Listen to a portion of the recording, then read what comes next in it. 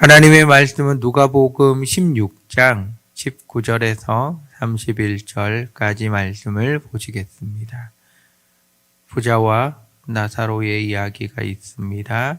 누가복음 16장 19절에서 31절. 자, 우리 같이 하나님의 말씀을 읽으시겠습니다.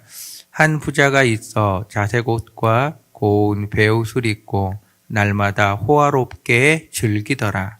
그런데 나사로라 이름하는 한 거지가 헌데투성이로 그의 대문 앞에 버려진 채 그 부자의 상에서 떨어지는 것으로 배불리려 하매 심지어 개들이 와서 그 헌대를 핥더라.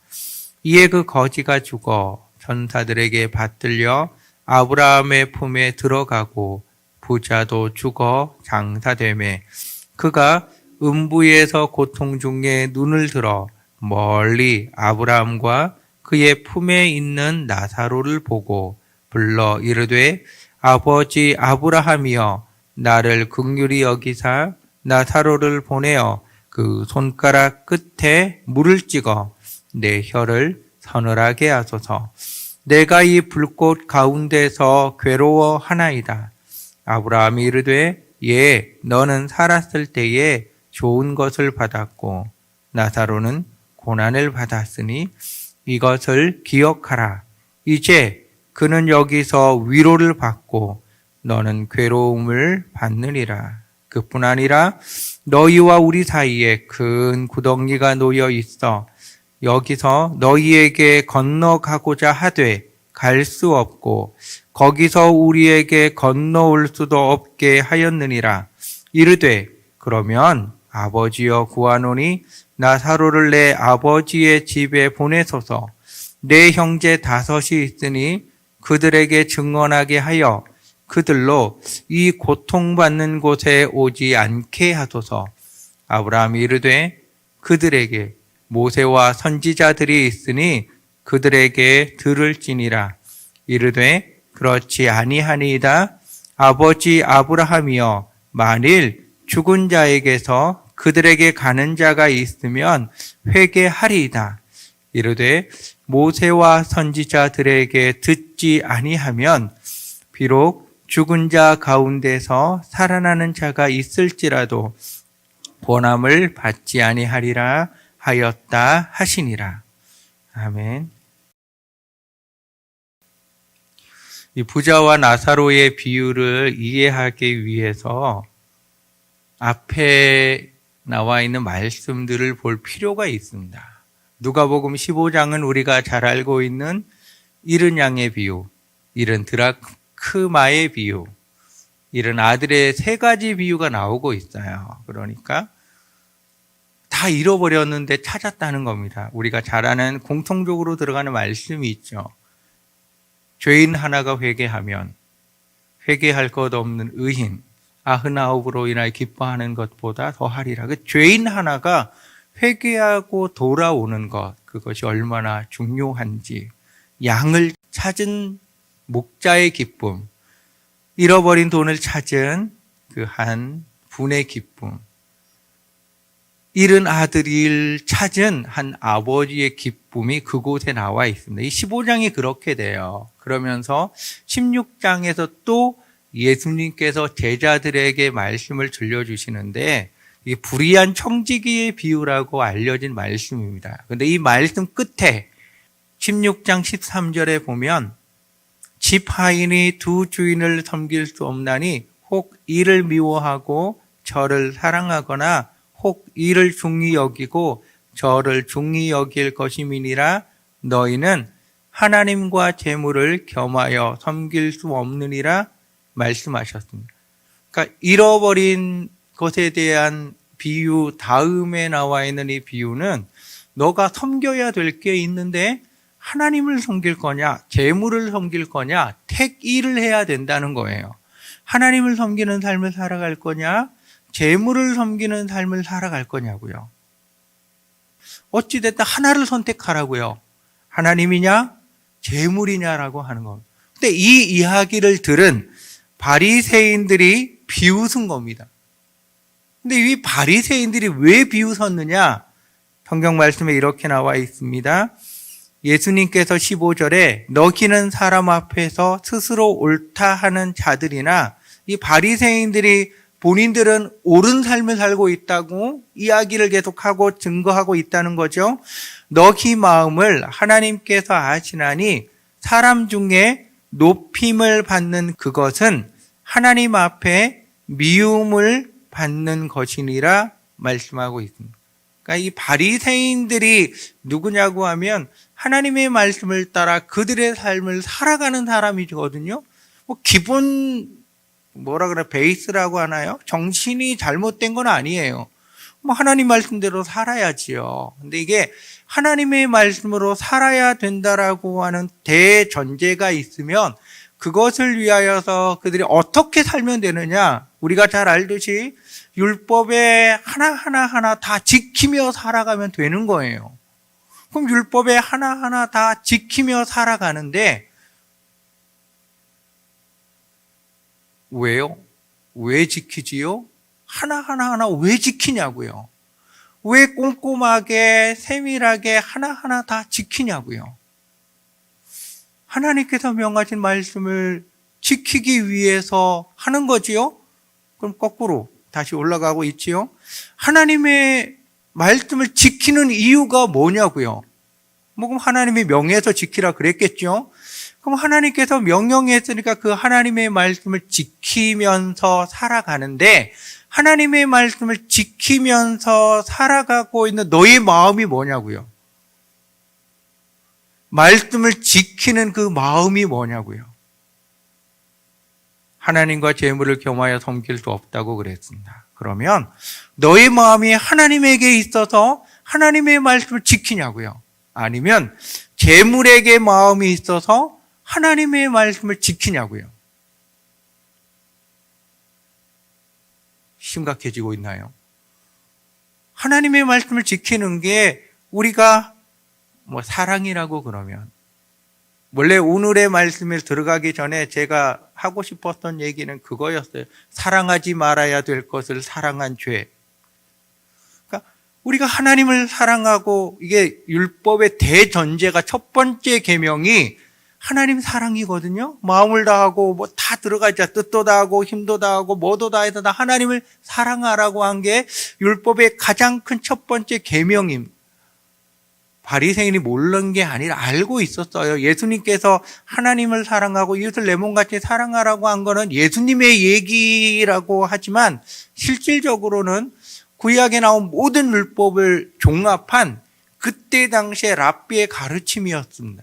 그러니까 바리새인도 알고 있어요. 최선을 다해서 하나님을 사랑하라고 하는 걸 알고 있단 말이에요. 가르치고 있단 말이에요. 근데 하나님을 왜 사랑하냐고요? 하나님이어서 사랑하는 겁니까? 아니면 재물이 앞에 있어서 사랑하고 있습니까? 조금 더 심각해졌나요? 하나님을 사랑하고 있는 우리의 마음이 하나님만을 바라보며 진실되게 하나님을 사랑하고 있는 겁니까? 아니면 저 재물을 내가 가지고, 저 재물을 가지고 내가 살아야 되는데 재물을 주는 이가 누구냐면 하나님이란 말이에요. 그러니까 재물 보고 결혼했듯이 재물을 보고 그 사람을 사랑하고, 재물을 보고 그 사람을 사랑하는 것 같이 하고, 재물을 얻기 위하여 그 사람의 말에 순종하고 있느냐, 두 가지 중에 하나냐라고 하는 겁니다. 더 나아가서 바리새인들은 누구냐라고 하면 사람 앞에서 자기를 끊임없이 증명하려고 하는 사람들이에요. 내가 이렇게 하나님의 말씀을 가지고 살아가고 있다는 것을 끊임없이 이야기를 하면서 말로 하든지 몸으로 하든지 보여주는 사람들이에요. 그러니까 예수님께서 바리새인에 대하여 말씀할 때 회칠한 무덩이라니 독사의 새끼라니 표현하고 있잖아요. 시장 어귀에 서서, 그곳에서 서서 사람들이 엄청나게 많이 통행하는 거기에 서가지고 기도하고 있는 거예요. 소리를 내어서. 통행에 방해가 되고 있거든요. 근데 그게 중요한 게 아니에요. 내가 하나님 앞에 기도하고 어디서든 기도하고 있다라고 하는 모습을 보여주고 있는 거예요. 나는 기도하는 자라고요. 말씀대로 지키며 살아가는 자라고요. 왜 거기에서 그걸 보여줘야 되냐고요. 시장 정 가운데 서서. 금식하면서 금식을 자랑하고 내가 지금 기도하고 있다라고 하는 표시를 죄를 뿌리고 있는 모습으로 돌아다니며 기도하고 있다라는 모습을 보여주고 있고, 왜 보여주나요? 사람들이 나를 알아달라고요. 사람들이 나를 인정해 달라고요. 사람들에게 옳게 보이려고요. 하나님 앞에 옳게 보이려고 하고 있는 게 아니라 사람들한테 옳게 보이려고 하고 있습니다. 오늘 말씀에 부자와 나사로가 있습니다. 부자는 부자로서의 삶을 즐기면서 살아가고 부자로서의 삶에 어떻게 보면 최선을 다해서 살고 있는 거예요. 나사로도 어떻게든지 자신의 현장에서 살기 위해서 부잣집 앞에 가서 떨어지는 음식이라도 먹기 위해서 거기에 있는 거예요. 개들이 와서 헌대를 핥는데요. 개들이 와서 헌대를 핥는데도 거기에 있는 이유는 부자의 상에서 떨어지는 음식을 먹기 위해서네. 어찌되었든 나사로도 살기 위해서 최선을 다했고 부자도 자기가 가지고 있는 것을 다해서 최선을 다했다는 거예요. 근데 부자와 나사로의 비유는 나사로가 어떤 삶을 살았느냐를 보여주려고 하는 게 아니라 부자의 삶을 보여주는 겁니다. 부자, 바리새인 너희들의 삶을 보여주는 겁니다. 부자의 삶이 어떠냐? 자색 옷과 고운 베옷을 입고 날마다 호화롭게 즐기는 삶을 살았습니다. 내가 가지고 있는 재산이 얼마나 많은지를 보여주고 싶으니까 첫 번째로 보여주고 싶은 게 겉모습이잖아요. 좋은 옷을 입고 자색 옷과 고운 베옷은 우리가 잘 알고 있듯이 이거는 거의 왕족 계급, 귀족 계급, 가장 높은 자리에 있는 사람들이 입는 게 자색 옷이라잖아요. 그러니까 내가 최고의 옷을 입고, 옷이 신분을 나타내잖아요. 최고의 옷을 입고 자신의 신분을 드러내며 사람들 앞에 자기를 보여주는 거예요. 잔치를 벌려서 사람들을 어마어마하게 많이 모아가지고는 자기를 보여주는 거예요. 그러니까 이 부자는 끊임없이 사람들 앞에서 내가 어떤 사람이냐를 끊임없이 묻고 그들의 소리를 듣기 원하면서 살아가는 사람이 부자라는 사람이야. 바리새인들이 그랬거든요. 시장 어귀에 서서 기도하고 있으면 사람들이 볼 때, 저 사람 경건한 사람, 바리새인. 왜냐, 옷부터 바리새인이거든요. 옷부터 바리새인이고요. 행동하는 것도 바리새인이니까 저 사람 진짜 하나님의 말씀대로 기도하는 사람, 이 소리가 계속하여 들으면서 자기의 모습을 보여주며 증명하고 싶은 거예요. 나는 바리새인이라고 하나님의 말씀대로 살기 위해서 살아가는 사람이라고요. 사람들 앞에 자기의 모습을 끊임없이 증명하려고 하였던 그 사람. 그런데 그 모습은 오늘 최고에 나와 있듯이 음부라고 하는 곳, 하나님께서 원하는 모습이 아니라는 겁니다. 하나님께서 바라는 게 아니고 그 사람의 결론은 이곳이라는 거예요. 그러면 하나님께서 우리에게 들려주고 싶은 이야기는 다른 데에 있습니다. 누구에게 증명을 받고 싶어 하십니까? 하나님에게 증명을 받고 싶어 하십니까? 사람에게 증명을 받고 싶어 하십니까? 사람에게 잘 보이려고 하십니까? 하나님에게 잘 보이려고 하십니까? 하나님에게 내가 집중되어 있습니까? 사람에게 집중되어 있습니까? 신앙이 가지고 있는 교묘한 함정이 뭐냐라고 하면, 믿음은요, 재산하고 상관이 없어요. 배운 것과 상관이 없고요. 잘생긴 것도 상관이 없고요. 사회에서 얼마나 높으냐도 상관이 없어요.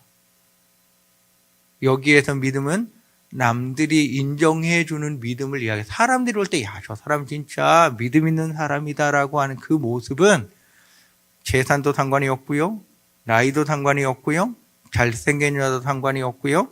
학식도 상관이 없고요. 아무런 상관이 없습니다. 모습에 상관이 있습니다.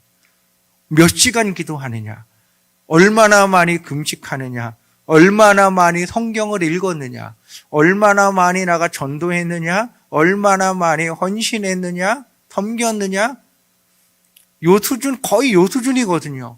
그러니까 내가, 죄송합니다. 표현이 좀 저의 표현을 쓸게요. 얼굴이 진짜 메주 덩어리고, 배운 거는 초등학교도 겨우 문턱만 넘었고, 오늘 나사로가 가지고 있는 재산처럼 너무너무 못 가지고 있는데, 내가 나를 교회 안에서 증명할 수 있는 길은 남들보다 더 많이 헌신하고 기도하는 길밖에 없는 거예요. 그렇게 하면 사람들이, 야, 진짜 기도 많이 하는 사람이다. 야, 진짜 헌신 많이 하는 사람이다. 와, 진짜 대단한 믿음의 사람이다.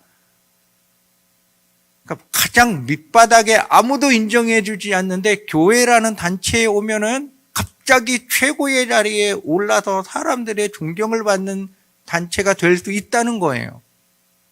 사회에서는 수준과 단계를 통하여서 자기를 증명하는데 여기는 아무것도 없어도 최고의 모습을 보여줄 수 있단 말이에요. 그럼 그렇게 하면 되지요.